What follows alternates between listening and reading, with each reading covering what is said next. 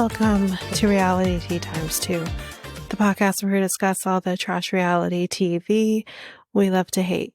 I'm Tanika, and today we are going to be discussing last week's episode of Seeking Sister Wife. This week's, which is the finale, will be coming to you maybe Friday. We'll see. Yeah, that's what we're going to be talking about in this episode. But before we do, let's just do some hot goss. So one piece of the hot goss I'm going to talk about, it is Seeking Sister Wife related. It is related to the Davises. I will talk about that though when we are talking about them. And it is a spoiler, so I'll talk about it then. But let's talk about something else. With respect to the whole drama between Maria from Bachelor and Nick Viall. So we have been talking about this kind of roughly, I believe. But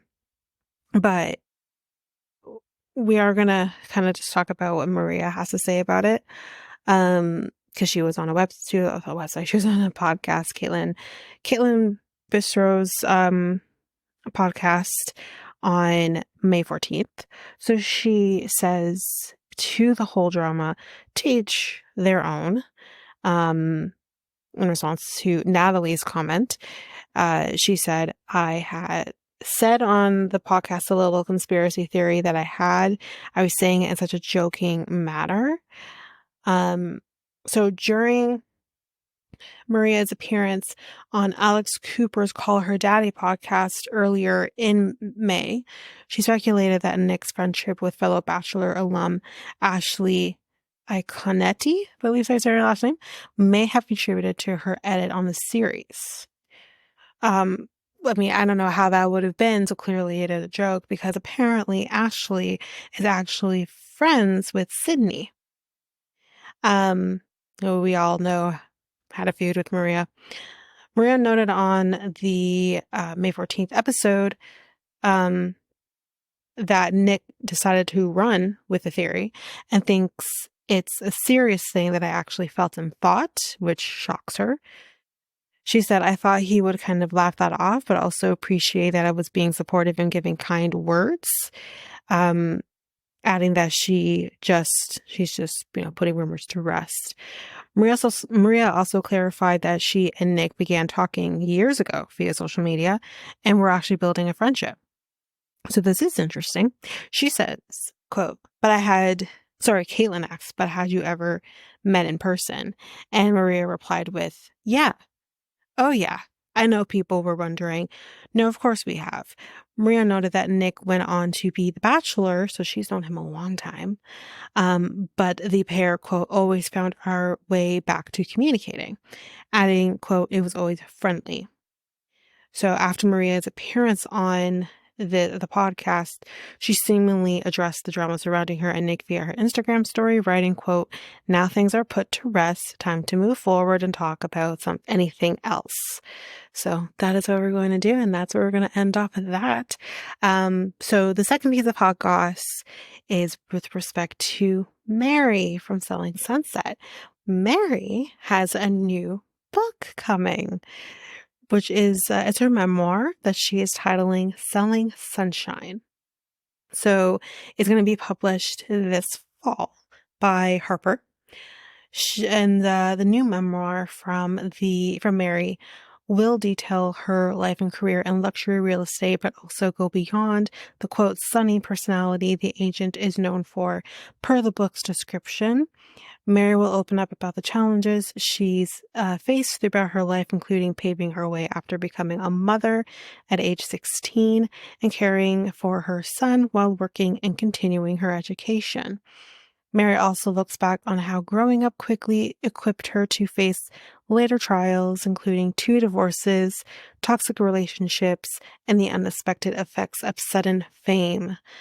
Writing the book, Mary tells people, was an emotional process because it required her to look back on difficult moments that she's experienced She said, quote, "Writing Selling Sunshine was a profound journey filled with a whirlwind of emotions, reliving my past and opening up about deeply personal experiences, ones I had never shared on TV or really with anyone, was incredibly challenging.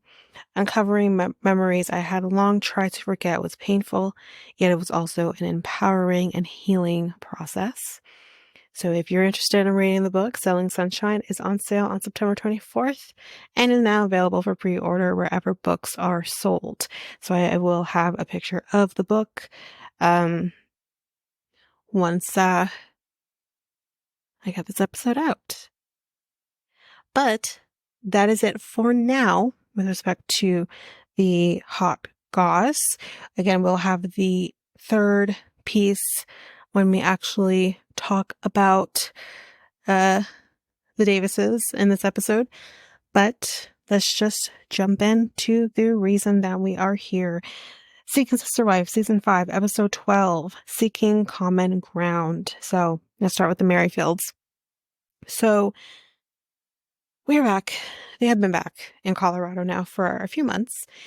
Things have been good with Nathalia, but meanwhile, Danielle actually made a new friend with someone who is open to the lifestyle and who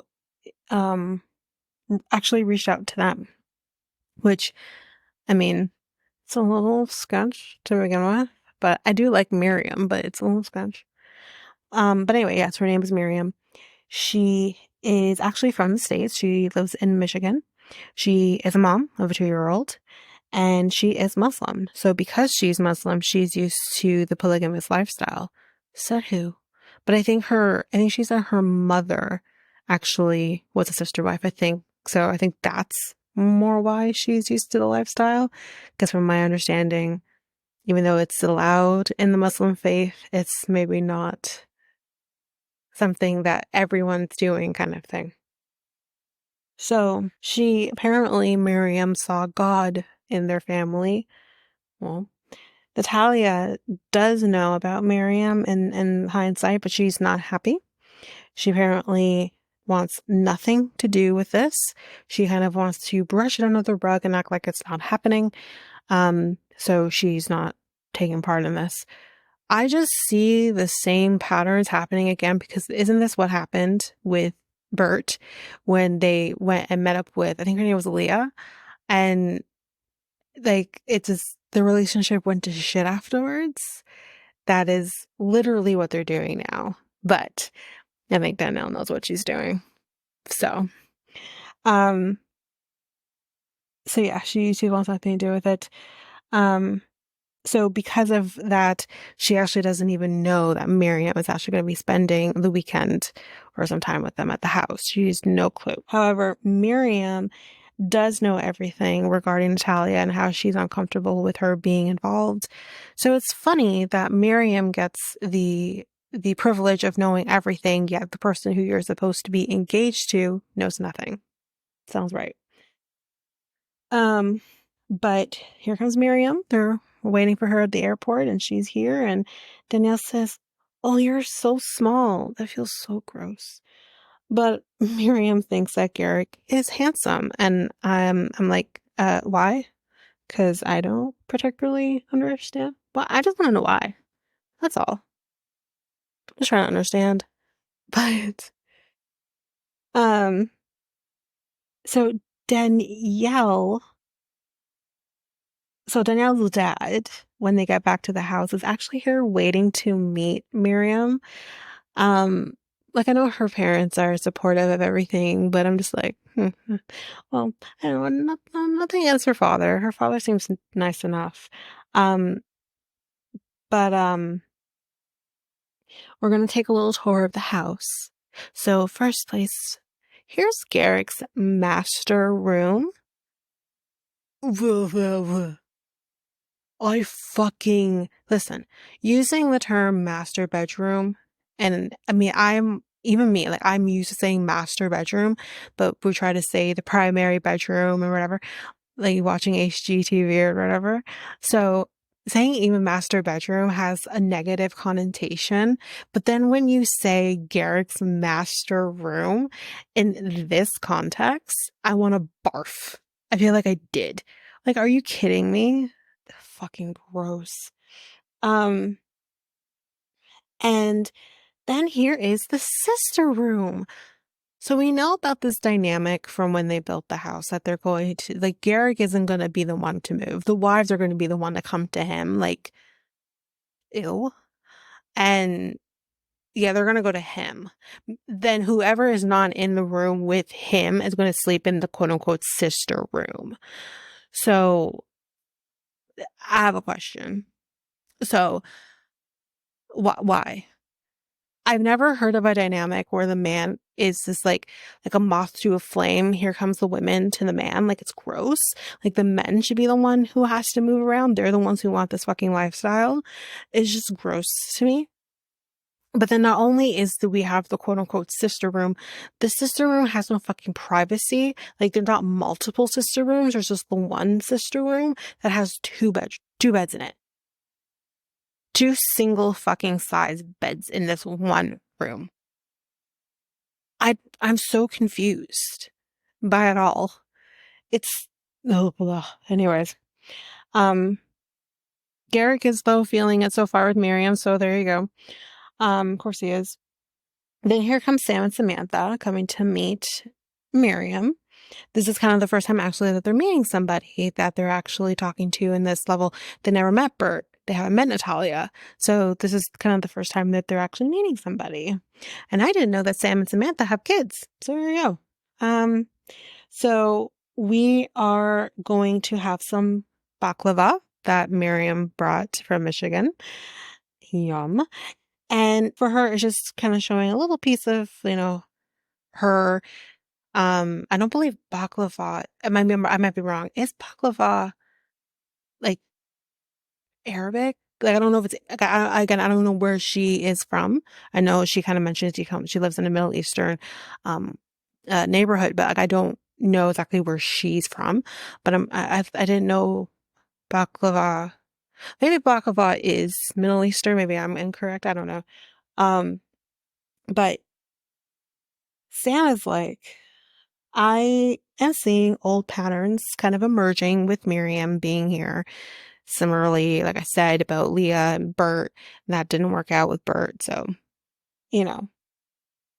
and we are so sorry. Are you looking for a polygamous relationship, Miriam? Like, what made you want to talk to these? Because she watches the show and she wants to infiltrate. Good for her. But yeah, do you want to be her polygamous relationship? And she says that she, kind of looking forever. God gives her, if it's them, then whatever. And she has never met someone like Danielle before. So it's funny that she's kind of focusing on Danielle, but not really probably giving two shots about Garrick, which fine by me, but it's just interesting. And so what would your family think about you converting to Christianity? And Miriam says, like, I have no plans to convert to Christianity or any other religion for that matter. Like, she's Muslim. And Garrick says, it would be beneficial if the entire family, whoever comes in, would have the same views as them on religion. Which I totally, I get that, but then why are we introducing someone who's Muslim? I definitely understand that though. And he's like, but we'll look into it. You never know. We'll look into it. But are you going to convert? Probably not. So, I don't know. But Mary, I hate that she has to kind of do this, but I kind of get it.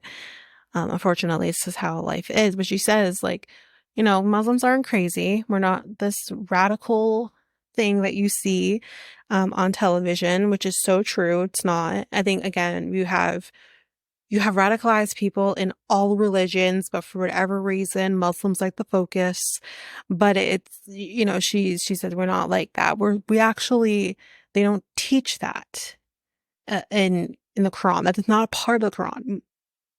The Islamic faith is a faith that promotes peace. So she's like, that's just not who we are. So Samantha seems to like her for sure. I mean, what's not to like? She's great. And she thinks that she is a very peaceful person, but like, how does the dynamic work with her, especially being Muslim, right? So then we get another scene with them. And we got Danielle and Miriam. They're going out together for lunch. Garrick was supposed to be there, but oh, poor baby has a migraine. Now, usually I would have sympathy for someone who has a migraine, but not Garrick. So, but she is kind of liking that she can have like some quality time with Miriam by herself. She doesn't get that with Nathalia. And Miriam does mention like she would like to have maybe one or two more kids. And she would love to, I think she would like to adopt. Yeah, she did. So she would like to adopt. And Danielle is like, I mean, yeah, it's great to don't adopt into this fucking family. It would never happen. She would never be able to adopt if she were to be in this family. But Danielle is like loving the friendship, and she kind of said, of course we would have included Nathalia, while her probably crossing her fingers behind her back, would have invited Nathalia into something like this if she was here. But, oh well. So Miriam asks, so would you give up pork for me? Because of course Muslims don't eat pork. They're not the only religion that doesn't eat pork. But yeah, she's like, would you give up pork for me? And she's like, oh man, I don't know. I really like bacon. I'm with her on that. I really like bacon. I really don't want to give up the bacon. And she's like, you can have turkey bacon. She's like, it's gross. Turkey bacon's not gross. That's actually, no. I'm getting confused. I think turkey bacon is a little bit gross, but isn't that chicken bacon? I think my mom said she used to get chicken bacon. I was confused with that being turkey, and that's good. But anyways, she's like, it's gross. All the same. That I don't understand, but she would really appreciate it if they gave up pork for her. Anyway, so Miriam also says that she's never been with a white guy before. She's been with Hispanic guys, Middle Eastern guys, Black guys. So she's never been with a white boy before. Garrick would be her first white boy. And I'm like, you want to start with him? You want to start with him? Okay. And Danielle apparently told her that she loves Miriam. Like Danielle told her this, I think maybe before she got there. And I was like, whoa. Like that's interesting to me. Especially because like, yeah, I watched the last episode. It doesn't go good. But I'm just like, really? But nonetheless, I think she actually said this after a month. Whoa. She doesn't want to be pressured into anything, which is totally understandable. She doesn't want to rush into the sex stuff with Garrick. She's never going to touch him.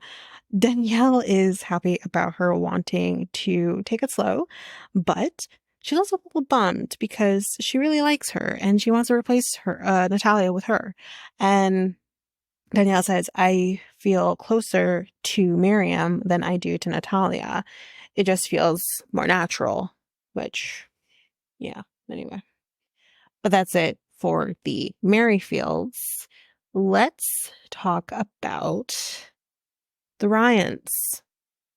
So Justin is going to be going on a single date with Yary. And you know what? Shit is going too slow for Justin and Becky. We need a fucking commitment, like now. And we don't want to wait for like a month, for months or years. We want, we want this to work. We want it to be forever. Like, slow your roll. And he tells her, so we're going to be going to Florida, in the soon or whatever time. Do you want to come? And she's like, with Becky? He's like, well, yeah. And she says, well, your free time is with your family. Like, I don't get any of your free time. And your priority is Becky. It's not me. And she wants to be able to spend more time with him in order to get to know him and only him. She doesn't give a shit about Becky. And she's like, can you make more time for me? And he says, well, if we were committed, then, we would see each other like every day. And I'm just like, but there has to be something that happens for someone to be comfortable to commit to you. And if you're not spending any fucking time with her, then how do you think this is going to work? Duh. Anyway. And I'm sorry. I mean, clearly he's never dated a day in his life. He was given a child bride and it was just no work for him. But yeah, he says like that would be that. And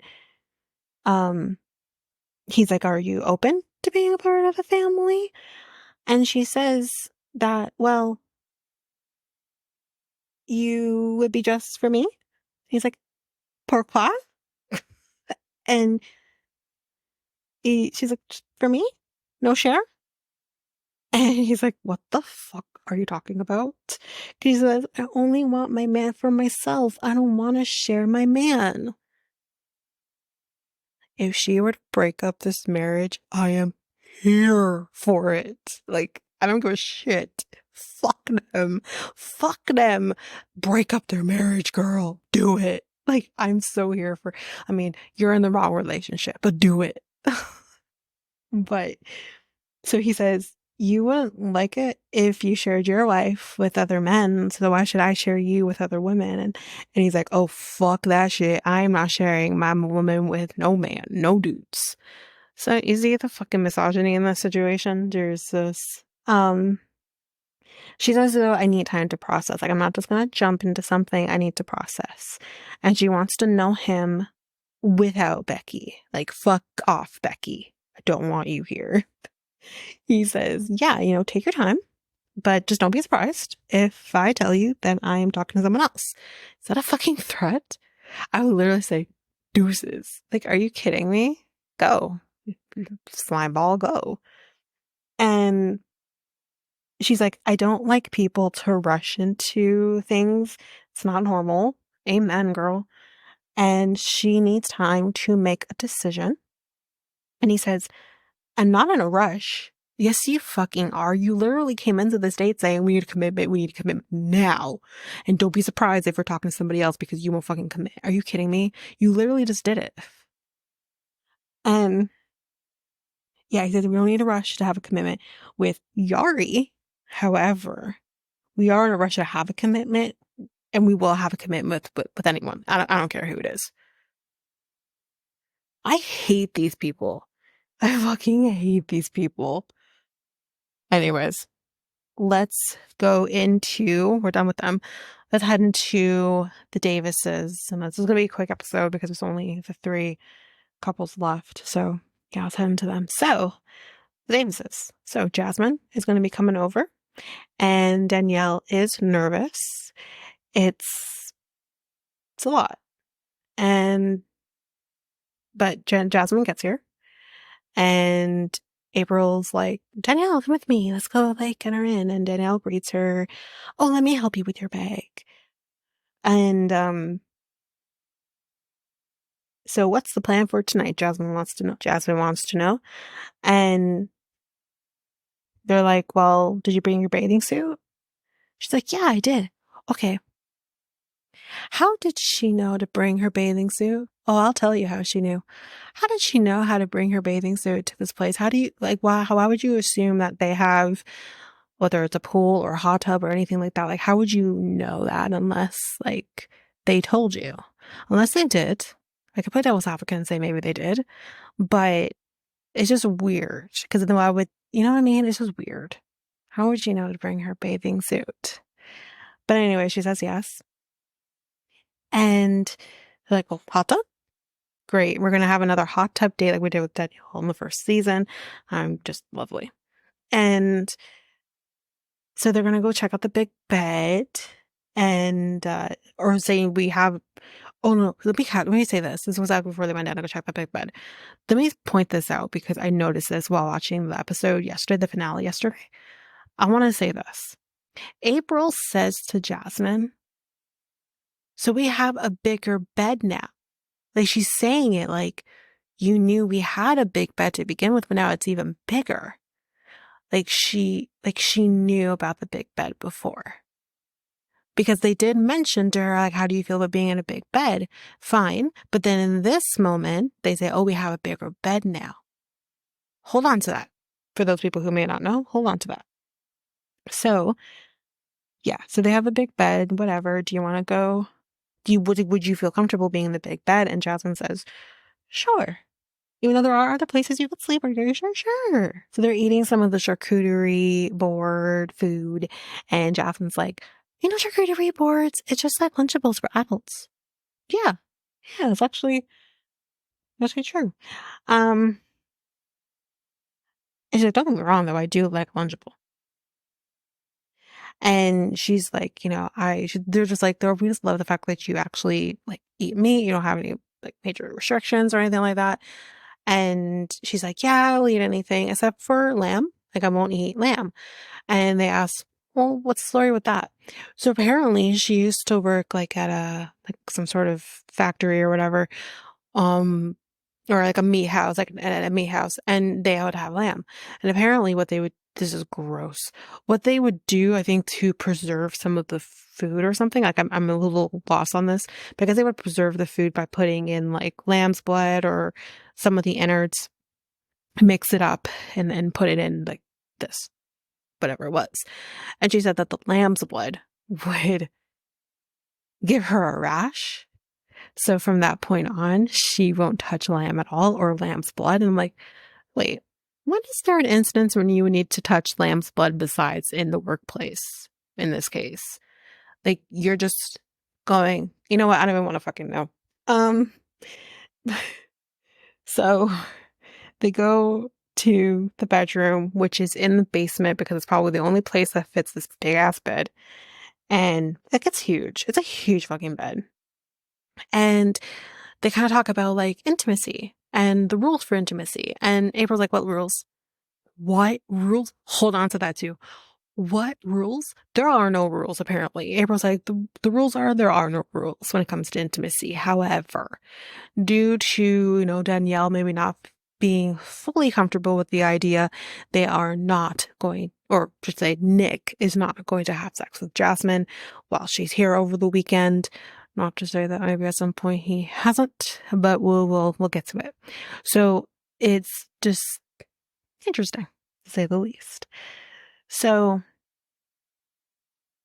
Danielle wants to shit a brick when they're talking about intimacy in the moment, but like I said, no sex. So it's getting dark. So let's head to the hot tub. By the way, too, Jasmine literally face dived into this bed. Disgusting. You don't know these people. Well, actually, you don't know their situation. I wouldn't just jump into a random person's bed like that. Like, I wouldn't help myself and just go boom no. Anyway, it's hot tub time. So let's play a little game. Jasmine says, I have 3 questions. And when you answer the questions, answer them with, some deepness, getting to know people kind of situation. So she's like, first question, what's your favorite color? Like for me, my favorite color is blue. And I would say that I love all forms of blue, blue is great. And, like the ocean, it's so blue or some shit like that. It was so deep. Like I wouldn't have thought anything so deep about the color blue. And April, to kind of join in with this, is like, yeah, my favorite color is red. I guess because maybe I'm a Leo and the persona is ruby, like maybe that's why she loves red. But also red's like a powerful color, and maybe that's it too. She doesn't know.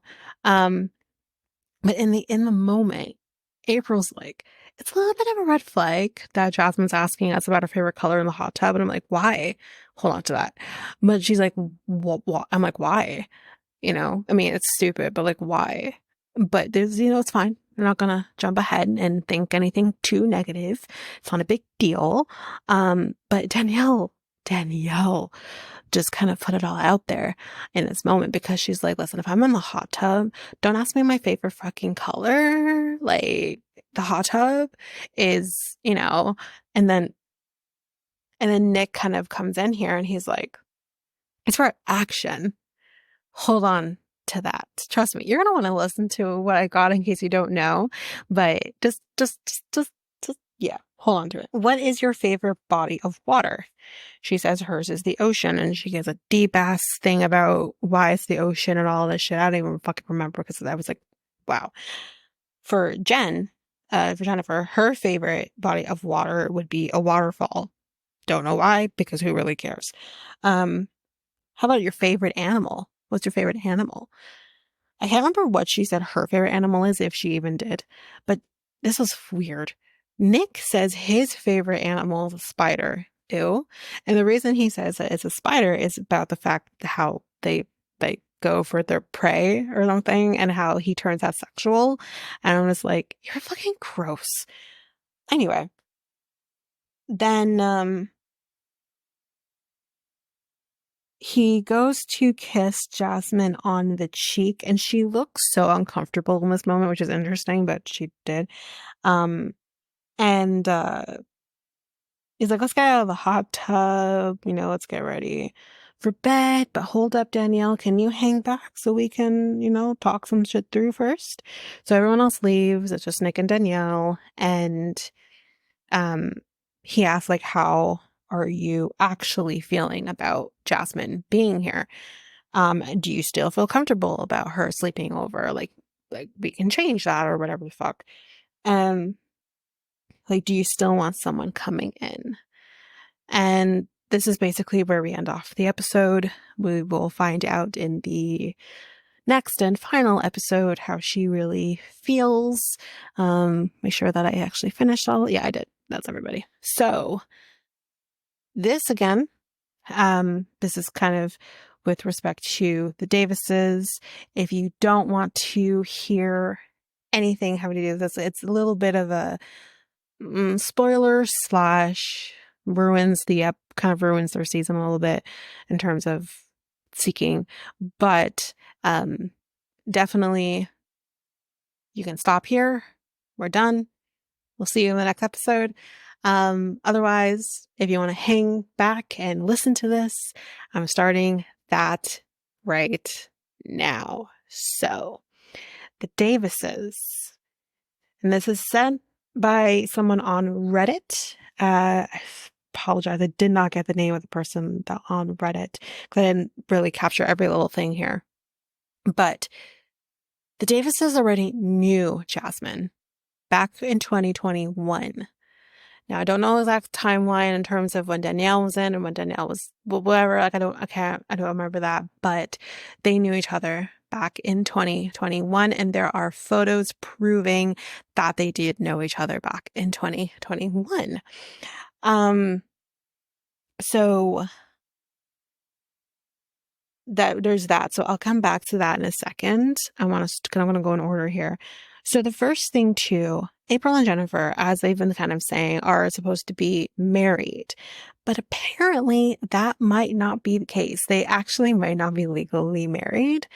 So basically from what we can understand or what was kind of figured out here, there was a photo that we've seen on the show with April and Jennifer with a certificate, a marriage certificate, or what is supposed to be a marriage certificate is actually not a marriage certificate. It is a marriage license, which licensed them to get married, but then you would have to go and get the actual, you do the actual ceremony.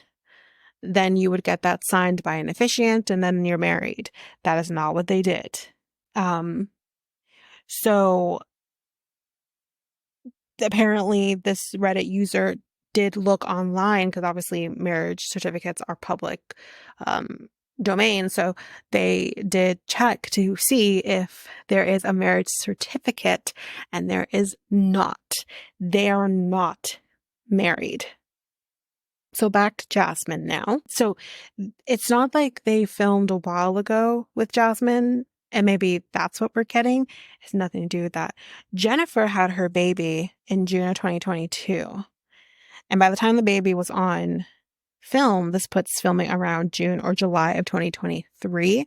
So it is not possible that Jasmine was around, or we're filming back when Jasmine was around back in 2021. It's not possible. We were thinking that part of the reason Jasmine left them around that time is because of the new baby coming in, Jennifer's baby coming in. So that means Danielle would have been around. They do believe that the Reddit user does believe that they tried bringing her back to actually date, but they are pretending with producers that they have just met her instead of they already knew her. I guess to add to the suspense, I don't understand why you'd have to do that, but it's suspected that maybe the reason Danielle is worried about this is because they knew her already, and she's maybe kind of a little bit on thin ice with everyone for having left. And then they kind of talk about the deed of the house. Obviously the deed not being in Danielle's name, and that might be why she still has her rental property to have some form of security for herself. Not too sure about that. But then the other thing too is apparently Nick believes in a religion that was founded by Aleister Crowley, I believe. Yeah. And well, we know anything about Aleister Crowley, right? And it's sex magic, basically. Sex magic. And with sex magic, that's the life they're living. And that explains everything as to why they are the way they are, why he is the way he is. And, it just all makes sense.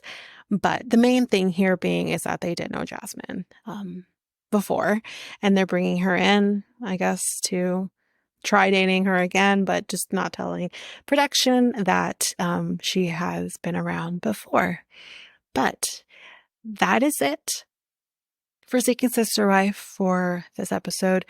We will be back with the most recent episode, hopefully Friday. If not Friday, hopefully maybe sometime on the weekend you'll have it. But before we kind of end this off, I know probably maybe some people left and didn't want to be spoiled, but Perfect Match actually came a lot sooner than I expected. So I'm trying to decide what to kind of do with the episodes, because I don't want to do 2 Netflix shows at the same time. It's just a lot. We have a lot of episodes kind of going on right now. But I will try my best to get both of that as well as the Ultimatum South Africa out to you at the same time. But it's a lot. But we'll try my best to get them out to you. Because we also have 90 Day UK back, and we have 3 episodes to do there. So trying my best to make sure I get everything to you in a timely fashion, but bear with me. But that is it for this episode of Seeking Sister Wife. So if you like what you heard, please rate, review the podcast on either Apple Podcasts or Spotify. Also, don't forget that you can also share us with everyone in your life if you really love this.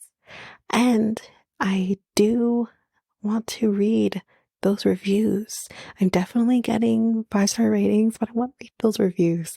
So send me those reviews and I will read those 4 and 5-star reviews on the podcast.